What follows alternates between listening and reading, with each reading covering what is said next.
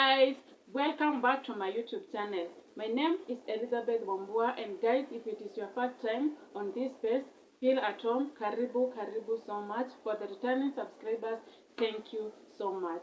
So guys, today I'm sharing my own story of parenting as a single mom, how I have been doing it.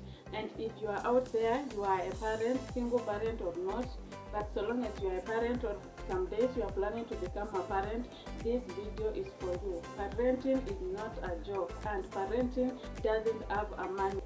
For anyone who finds themselves in this space of being called a parent, it is such a big title, it is such a big name, it is an honor, and it brings joy and some changes in your life.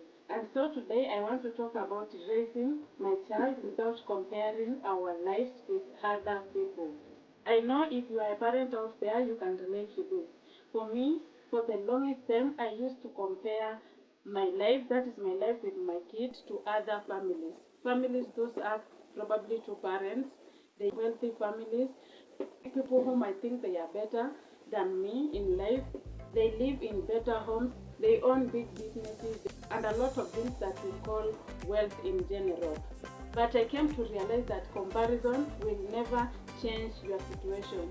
Instead, it is still your joy, your peace, and your dreams. Because you are comparing yourself with people who maybe you cannot reach their standards.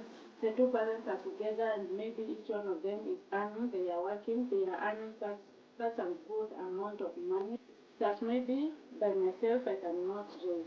That is one of the things that used to make me feel like I'm failing as a parent.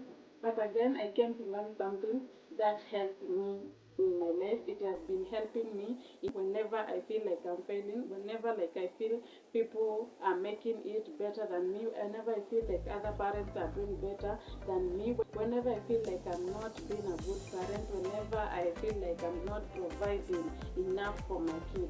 Every parent wants to give their children the best life they can, but at sometimes situations don't allow you to do that.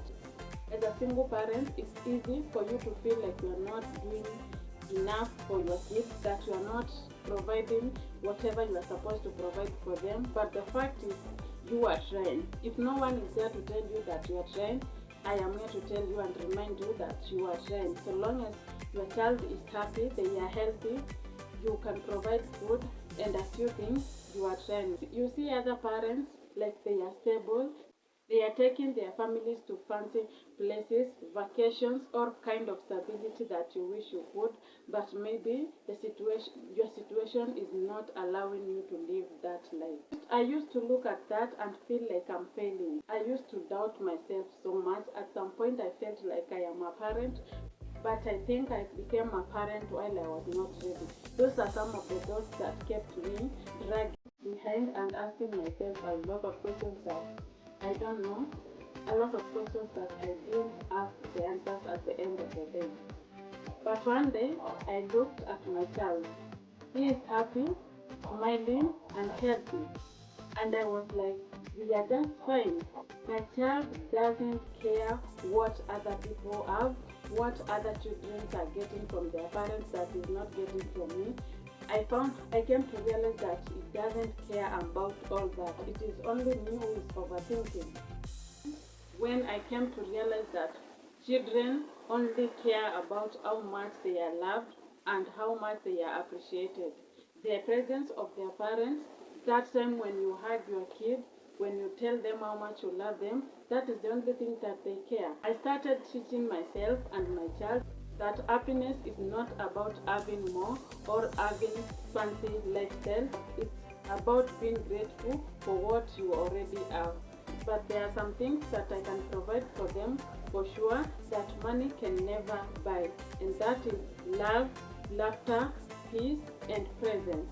There was a time I used to be an absent mom to my son, and that time I used to feel like I am not the mother to this kid, because I used to go out each and every day so that I can work and give him a better life. I also felt like I am not doing enough for him, like he cannot have enough time to see me. At some point, it could confuse me whether I am the auntie or I am the mom. He could call me auntie and I could feel so bad because he was was so much used to auntie than me. The auntie was the one who was taking care of him. That time I was so busy for around 2 to 3 years, and I could feel like it is time for me to change. The job I was, it was so much demanding. I could even work on Sundays. That way I could not have enough time with the kid. How do you expect him to recognize me? At some point I could understand that he's forgetting me because the bond wasn't there. But again, God knew I need to work for this child. He's waiting for me. He needs a better life. If I don't work, it means I don't provide, and I am the sole provider for him. But then, at some point, things happened, everything changed, and I became a present mom to him. And up to date, I appreciate for that because he knows the time I am going to work and the time I'm coming back. Every family has its own story, and ours may look quite different, but it's still beautiful. So, if you are watching this and you feel like your life doesn't measure up at this point, remember this: your child doesn't need a perfect life, they don't need a fancy life, they just need you happy and trying your best. I know as a parent, you are still working hard and you are trying to give your child whatever you feel is best for them. I don't have anything against these kids who feel like their parents are not capable of giving them everything.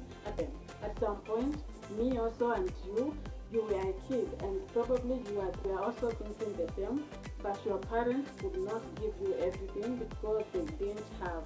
But whatever they gave you that time, it is what they had, and it was the best they could give. Always remember that your parents loves you. You see now how much you love that kid of yours. It is the same way your parents used to love you. I'm sure about that. Today we are not talking about the toxic parent. We are just talking about the good vibes and therefore the best parenting. I am Elizabeth, and this is my journey of raising my child with love and not competition.